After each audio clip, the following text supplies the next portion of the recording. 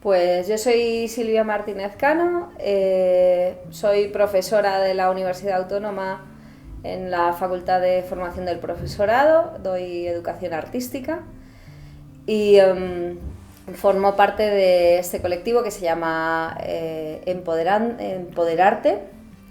que es una asociación internacional desde el 2014 que nos reunimos y nos congregamos. Bueno, mi nombre es Asunción Bauzor, soy licenciada en Filosofía en la rama de Historia y ahora estoy jubilada y bueno, con un grupo de artistas iniciamos en el 2014 esta asociación que en principio se llamó Generando Arte y luego ya pues con una serie la reorganizamos y pasó a llamarse Empoderarte, AIMA, Asociación Internacional de Mujeres Artistas. Y ahí estamos alrededor de 50 artistas, a veces un poco más, a veces, bueno, sí, siempre somos un poco más de 50 artistas. Y nos dedicamos, pues eso, a tratar de concienciar a través del arte de los temas más candentes de nuestra sociedad. Vale. ¿Cómo surge la exposición que tienen aquí de Mujeres Ilustres? Pues, a ver, esta exposición tiene un recorrido ya bastante largo desde el año 2015.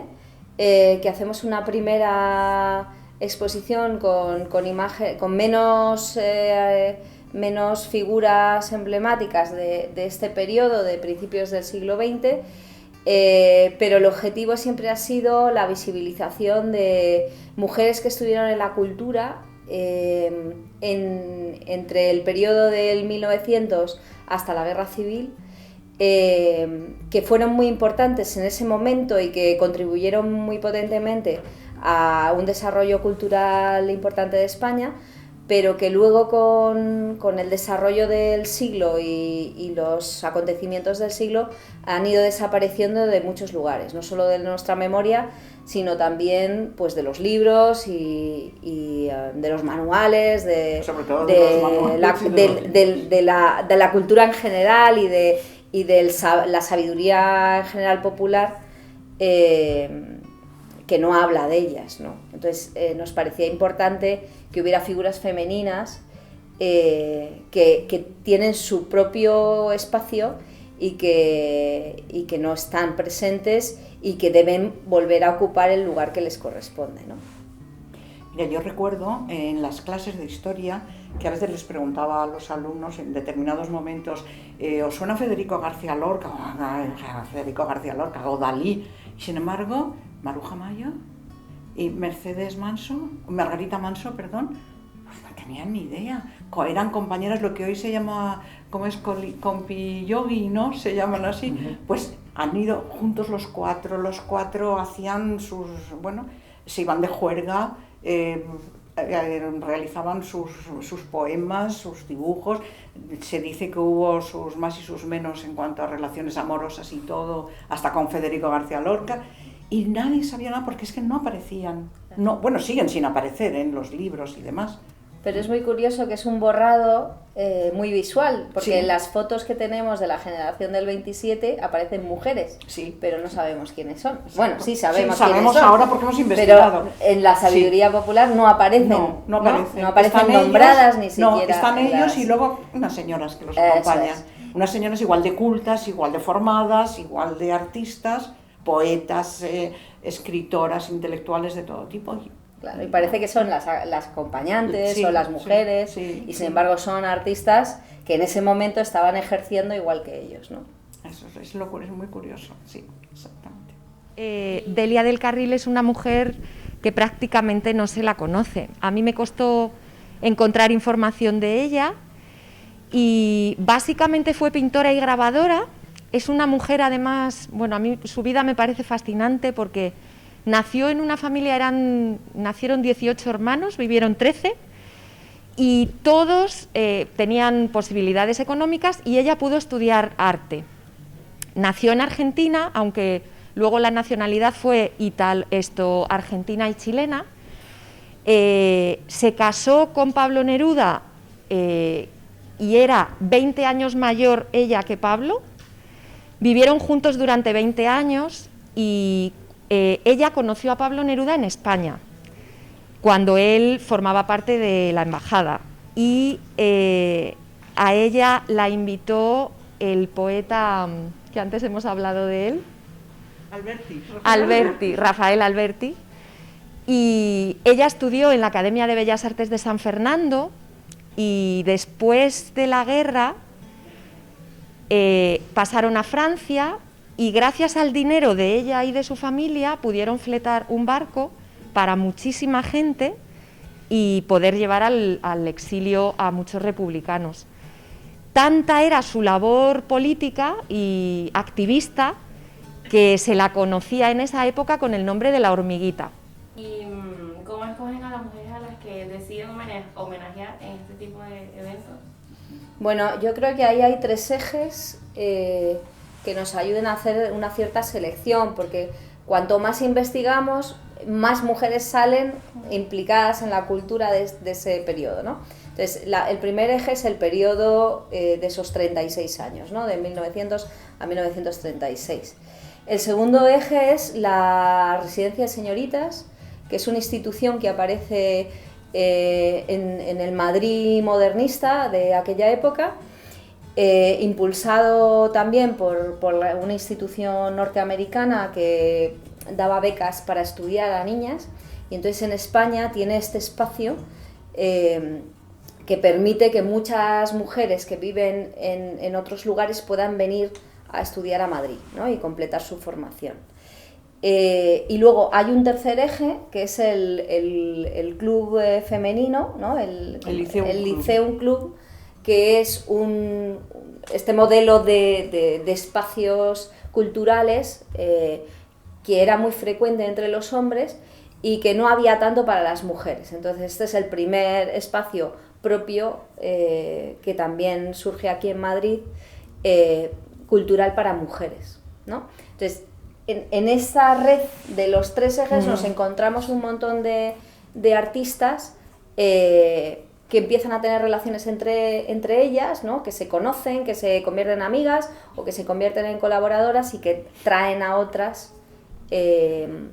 para también participar en toda esta todo este movimiento cultural que está surgiendo en Madrid, ¿no? Sí, pero además no olvidéis que es la Residencia de Señoritas, que dicho así resulta casi un poco como cursi, porque era la residencia de estudiantes, que era la residencia de ellos.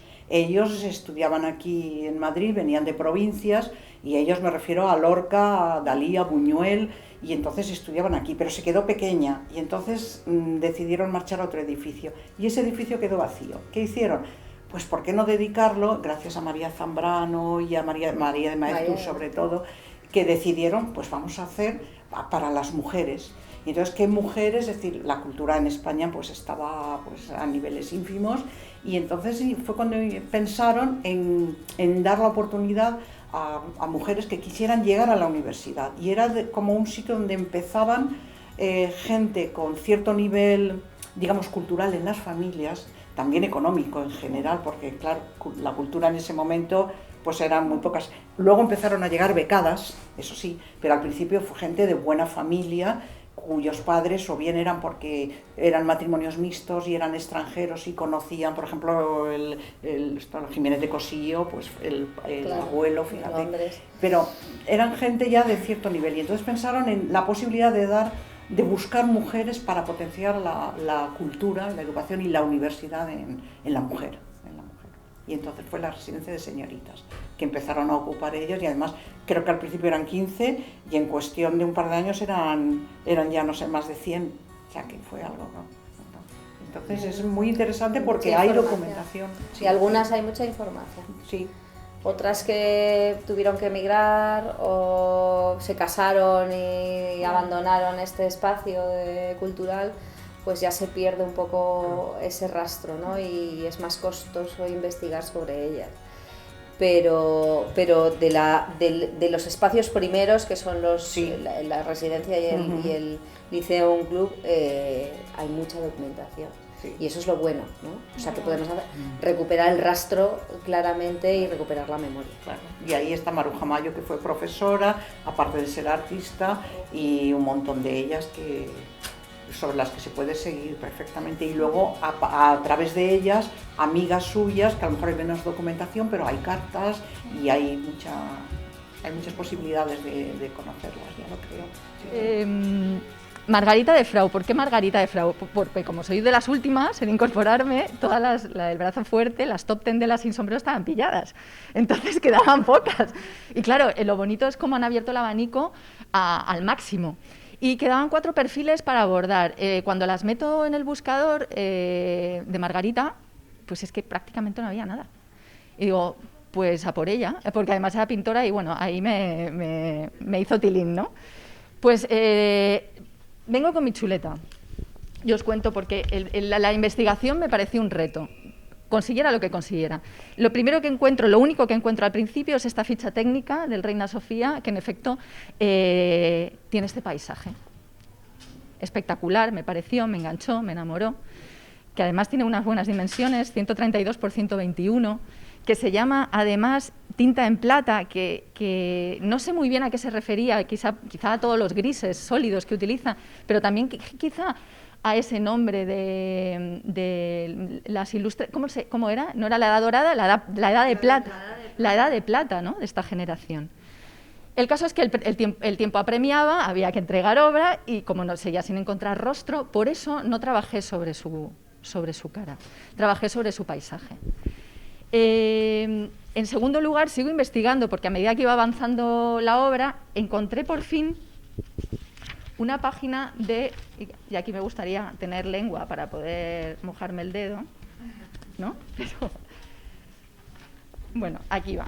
En realidad es una página de la página web de un coleccionista de subastas, en la que había una noticia sobre Margarita, exactamente esa, que me alucinó, porque digo, es que es Margarita, que sigue siendo, que es igual de enigmática que su cuadro y encima está con su cuadro, ¿no? Y esto, pero se me acaba de ocurrir, hoy en día la mujer tiene cabida dentro del mundo artístico o sí igual. Bueno, algo hemos avanzado, pero poquito. Andamos en unos porcentajes todavía muy bajos, ¿eh? Arco, que se acaba de celebrar hace poco, todavía ronda porcentajes más bajos del 40% de participación de mujeres artistas. Y eso que este año creo que se ha llegado al 36%, claro, que estos años andamos en ese el 8%. Tercio, sí, ¿no?, de representación. Sigue costando mucho producir, porque la mayoría de las ayudas van a hombres. Sigue costando mucho exponer, porque la mayoría de las galerías eligen éxito seguro masculino. Por lo tanto, cuesta más vivir del arte para las mujeres y eso supone una vulnerabilidad laboral muchísimo mayor, ¿no? Entonces, es muy costoso todavía. Vamos dando pasos, sí, pero sigue siendo bastante complicado. Y hay todavía un hándicap, que yo siempre recordaré que un compañero mío en la facultad me decía, es que tenéis hijos. Es que vosotras tenéis hijos. No son de ellos, ¿no? No, son de ellas. Eran de ellas y hoy día en gran parte siguen siendo de ellas. Porque eso de compartir no es moderno, o sea que colaborar aún, compartir es más difícil. Y entonces ahí hay un hándicap que la sociedad poco a poco, porque se va avanzando, pero vamos muy lentamente. Fijaos, en mi generación yo creo que éramos como el 15% de mujeres que llegaban a la universidad. De ese 15%, pocas terminábamos la carrera. Hoy día la verdad es que hay un porcentaje invertido, sí, porque está en un 60 y no sé cuánto por ciento, más o menos. Pero ¿cuántas no abandonan? Pero luego, o sea, en Bellas Artes, que serían los estudios directos de las artistas, no vamos a hablar de las intelectuales, pero ahí también los porcentajes están invertidos, ¿no? En letras y humanidades también. El porcentaje de mujeres que luego encuentran un trabajo que tiene relación con lo que han estudiado es mucho menor. Se vuelve a invertir el porcentaje a un 40%. Y que puedan vivir de su trabajo, pues tampoco. La prueba es que cuando hay parejas en que los dos trabajan, llega un momento en que si hay que elegir, o porque se van fuera o porque en una empresa, siempre se elige el trabajo del marido porque está mejor remunerado. Y entonces ella es la que se queda en casa con los niños, todavía pasa eso en un porcentaje elevado. Al representar a Victoria, bueno, es una artista muy cercana al surrealismo, compañera también de Dalí, y como ya he dicho, una artista multidisciplinar, hacía muchísimas actividades y la representación la ha hecho de dos formas. Por una parte, la psicología de ella. Ella está en el centro del cuadro porque el carácter es un carácter, bueno, es un carácter reflexivo, pero también es un carácter muy fuerte, sentada en un gran sillón en el centro, gran personalidad, gran seguridad en ella misma y alrededor su universo pictórico. ¿Vale? Los sombreros que ella diseñaba, los vestuarios y por debajo el batik. Ella era una especialista en batik y realmente cuando he visto sus obras en tela, el batik es una especialidad para que se hace en tela, me he quedado absolutamente enamorada de ese trabajo. Y ella es totalmente contemporánea, totalmente, pero a la vez supo aunar esa contemporaneidad con un espíritu más del pueblo, más de la gente. Y bueno, ella llegó a ser directora del Teatro Colón, ella estuvo exiliada en Buenos Aires, llegó a ser directora del Teatro Colón y del Teatro Cervantes, y para mí ha sido una figura enorme, muy rica en matices, con un trabajo excepcional en la pintura, en la técnica del batik concretamente a mí me apasiona, sobre todo porque ha sido como descubrir, bueno, está haciendo estas cosas y luego verlas y realmente decir, bueno, es que ahora mismo podría estar en cualquier museo, en cualquier, porque te sientes totalmente identificada. Elevado. Entonces, ¿esta exposición tiene alguna otra? Bueno, esta sería como una línea de trabajo que tenemos, que es la recuperación de la memoria y la visibilidad de las mujeres, ¿no? Pero hay otra rama, otra línea de trabajo que tiene que ver con la violencia o las violencias machistas, ¿no? Entonces ahí hemos tenido exposiciones que han tenido que ver con la denuncia de la violencia machista en diferentes ámbitos, ¿no? Por ejemplo, una que también tuvo muchas itinerancias en distintos puntos de España fue Traficadas. Traficadas trata el tema de la explotación de mujeres con fines sexuales y laborales, ¿no? Entonces es un tema importante en el debate sobre la migración hoy, y nos parecía que era fundamental dar esa visibilidad femenina del tema, ¿no? Tenemos en marcha ahora mismo otra exposición que tiene que ver con el contexto actual, que es Mujeres y Pandemia, ¿no? Cómo han vivido las mujeres la pandemia y cuáles han sido aquellas consecuencias específicas que han vivido y que ha supuesto también un retroceso en algunos avances que tienen que ver con lo social, con lo familiar, la precariedad, ¿no? O la vulnerabilidad dentro de las familias. Bueno, pues es una exposición que ahora mismo está itinerando y que nos parece que va a tener mucho recorrido, porque efectivamente estamos viendo que hay muchas consecuencias de la pandemia que todavía están por verse, ¿no? O que están emergiendo ahora después de 2 años y medio, ¿no? Y en otras líneas, por ejemplo, hemos realizado una serie de exposiciones que han tenido mucho éxito, que han llegado a itinerar hasta en 5 ocasiones, por ejemplo, Brujas. Ya sabéis que a la mujer, en cuanto se sale de la norma, es decir, de quedarse en casa con los niños, es una bruja. Y entonces, bueno, pues de alguna forma, leyendo, porque investigamos siempre que hacemos algún tipo, hemos hablado de la residencia de estudiantes en que hemos investigado, en que hay documentación. Todas nuestras exposiciones, en todas ellas dedicamos un tiempo a formarnos, a investigar. Hacemos coloquios, leyendo libros, visitando y conociendo gente que nos ayuda, y vamos realizando. Entonces, para Brujas leímos el libro de Silvia Federici, de Calibán y la bruja, y ahí vimos cómo en el paso del feudalismo al capitalismo hay todo un momento en que a la mujer se la quiere postergar a la casa, como después de la Segunda Guerra Mundial, a la casa y tal, y la mujer que no acepta, o bien que se queda viuda, o porque es soltera, puede hacer un poco lo que quiere, entonces esa es la bruja.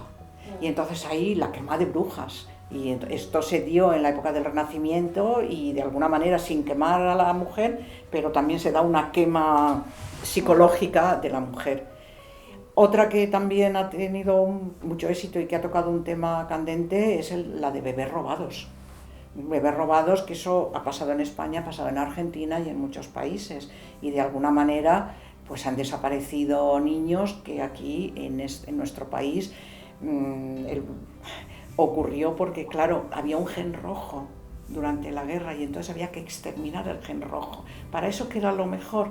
Pues esas mujeres que tenían hijos y que o bien no querían tenerlos porque pertenecían a una clase social que pues había sido un desliz, o bien aquellas que eran de familia humilde y no sabían cómo sacar adelante y además qué desprestigio, las metían en los llamados preventorios. Y en estos preventorios las tenían hasta que daban a luz. Cuando daban a luz, entonces tanto los médicos, enfermeras o religiosas que estaban les decían: qué mejor que quedes tu niño en adopción, porque contigo te va a destrozar la vida, ese niño no va a tener buena salida, o si encima eres una niña bien, a ver, no vas a encontrar un marido si sabe que has tenido un hijo de soltera. Al final estos niños o bien se los robaban, o bien los dejaban voluntariamente, o bien les decían que habían muerto. Y estos niños eran dados, y hay estudios de un médico que trabajó mucho con estos preventorios, que era Vallejo Nájera, que quería extirpar el gen rojo y así se educaba a esos niños en familias bien, en familias que no iban a tener esos problemas. Obras de Julia Minguillón, que es una pintora gallega, que fue realmente excepcional porque ganó uno de los premios nacionales de Bellas Artes, con lo cual es una de las pocas pintoras que realmente ha trascendido a la historia. Y además no se exilió, con lo cual también siguió trabajando muchísimo el retrato y del retrato de la alta burguesía. Según cuentan los críticos, lo poquito que he leído, me ha dado tiempo a leer, es que realmente se la ve, es muy academicista, y cuando realmente se la ve más suelta es en el paisaje, y en el paisaje representa su tierra galega y sus campos. Y tiene una paleta cromática muy cálida, y mi madre ha trabajado sobre el collage con sus obras más importantes. Tulia y yo, que es el autorretrato con su galga, y la otra obra es La escuela, que son los niños atendiendo la lección de la maestra. Pues en principio, digamos que la memoria, lo que se pretende con la memoria, y siempre que queremos hacer algo en memoria de algo, lo que estamos tratando es de buscar testimonios, buscar documentación, que puede ser desde escritos, imágenes, retratos, yo no sé qué, pero algo que haga ver, que nos dé constancia de que algo ha sido en un momento determinado y cómo ha ido evolucionando. Y bueno, es un poco la forma de ir a nuestros ancestros, a nuestra época anterior, y conformarnos como grupo, como sociedad. No podemos perder nuestras raíces. Yo creo que la memoria, el concepto de memoria es ese, buscar nuestras raíces. De ahí todo esto, todo lo de las brujas, lo de los vientres de alquiler, los bebés, porque claro, un niño, una persona que es adulta y bueno, querrá mucho a sus padres con los que ha vivido, pero biológicamente necesita saber de dónde viene, y entonces eso pues es la memoria, es necesario conocerlo, creo yo. Que nosotras nos hemos preguntado en muchas ocasiones si el arte puede transformar la sociedad. Entonces, transformarla a lo mejor es una palabra muy seria, pero a lo mejor poner una semilla, crear conciencia, dar conocimiento, porque daos cuenta de lo que os estamos diciendo. Nosotras investigamos, discutimos entre nosotras, después conseguimos que los ayuntamientos, las universidades, etcétera, conozcan nuestra obra y se interesen. Entonces se hacen públicas. Y al hacerlas públicas, además nosotros hacemos visitas guiadas, mesas redondas, y de alguna forma pues esto se va extendiendo. Y lo que nos interesa es que una vez que veáis nuestras exposiciones, vosotros o quienes las vean, no se queden fríos, sino que se cuestionen. ¿Qué es esto? ¿Por qué? ¿Por qué hacen esto? ¿Por qué tal? Entonces, uno tiene que tener la capacidad de asombro, la curiosidad y preguntarse, siempre preguntarse. Ser interactivo en una palabra y decir, esto, ¿por qué? Y bueno, pues de alguna manera creemos que alguna semillita podemos poner.